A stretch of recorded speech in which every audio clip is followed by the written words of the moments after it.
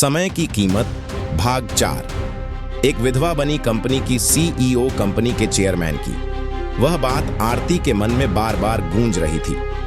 अगर तुम्हें पूरी कंपनी की जिम्मेदारी मिले तो क्या तुम संभाल पाओगी? उसे नहीं पता था कि यह सवाल केवल बातचीत नहीं बल्कि आने वाले तूफान की आहट था। आर्थिक संकट करीब 2 महीने बाद पूरी दुनिया में आर्थिक मंदी का असर दिखाई देने लगा। कंपनी के बड़े बड़े क्लाइंट अपने प्रोजेक्ट रोकने लगे। हर दिन करोड़ों रुपए का नुकसान होने लगा। एक सुबह ऑफिस पहुंची आरती ने देखा कि पूरे माहौल में सन्नाटा था। लोग धीरे धीरे बात कर रहे थे।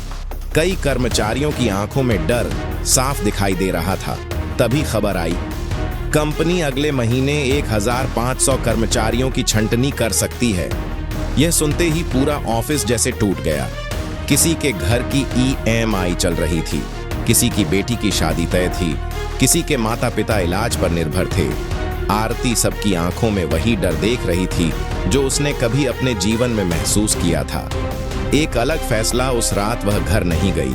पूरी रात ऑफिस के कॉन्फ्रेंस रूम में बैठकर कंपनी की पुरानी रिपोर्ट, खर्चों और प्रोजेक्ट्स का अध्ययन करती रही। सुबह होने तक उसकी डायरी में दर्जनों नए सुझाव लिखे जा चुके थे।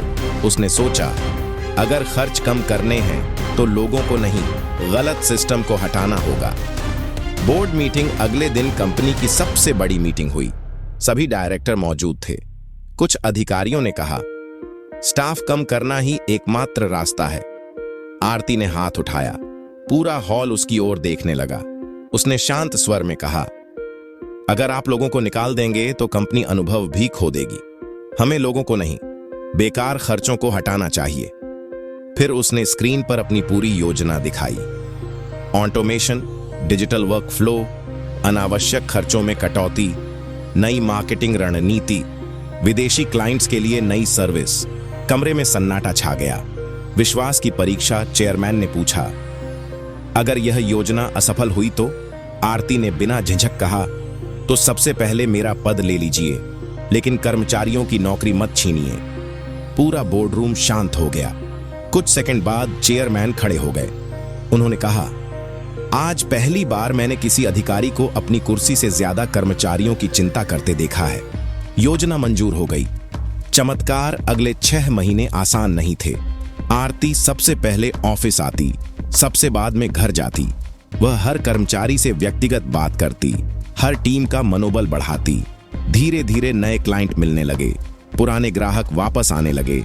कंपनी घाटे से निकलकर फिर मुनाफे में आने लगी। सबसे बड़ी बात, एक भी कर्मचारी की नौकरी नहीं गई। ऐतिहासिक दिन कंपनी की सालाना बैठक थी। हजारों कर्मचारी मौजूद थे। चेयरमैन मंच पर आए। उन्होंने कहा, आज मैं उस व्यक्ति का नाम घोषित करने जा रहा हूं जिसने इस कंपनी को डूबने से बचाया। पूरा हॉल शांत हो गया। फिर उन्होंने मुस्कुराकर कहा, मिस आरती। पूरा सभागार तालियों से गूंज उठा। आरती मंच पर पहुंची। चेयरमैन ने घोषणा की, आज से आरती हमारी कंपनी की नई CEO होंगी। कुछ पल के लिए आरती की आंखों से आंसू बहने लगे। उसे अपने पति अमित की बातें याद आ गईं। समय की कदर करना, एक दिन समय तुम्हारी कदर करेगा। रोशनपुर का गौरव CEO बनने के बाद भी आरती नहीं बदली। वह सबसे पहले अपने गांव रोशनपुर पहुंची। पूरा गांव फूलों से सजा हुआ था। बच्चे हाथों में तिरंगा लेकर उसका स्वागत कर रहे थे। सावित्री देवी ने उसे गले लगाया। उनकी आंखों में गर्व के आंसू थे। गांव के वही लोग जिन्होंने कभी ताने दिए थे, आज सम्मान से सिर झुकाकर खड़े थे। प्रधान ने घोषणा की, आज से हमारे स्कूल का नाम आरती प्रेरणा विद्यालय होगा। पूरा गांव तालियों से गूंज उठा। अंतिम संदेश। मंच पर खड़ी आरती ने कहा, समय कभी किसी का इंतजार नहीं करता, लेकिन जो समय की कीमत समझ लेता है, समय उसे दुनिया की सबसे बड़ी पहचान दे देता है। उसने बच्चों की ओर देखा और कहा, गरीबी, दुख या परिस्थितियां आपकी मंजिल तय नहीं करती। आपका अनुशासन, आपकी मेहनत और समय का सही उपयोग आपकी किस्मत लिखते हैं। पूरा मैदान तालियों से गूंज उठा।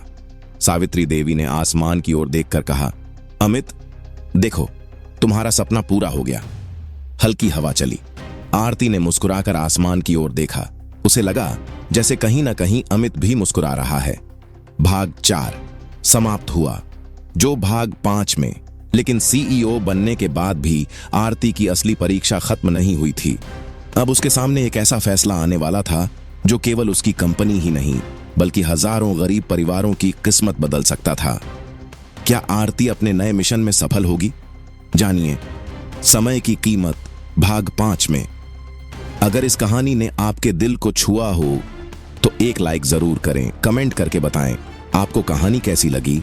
और ऐसी ही अधूरी, सच्ची और दिल को छू लेने वाली कहानियों के लिए महाराजा अनुभव को अभी सब्सक्राइब करें। मिलते हैं अगली कहानी में।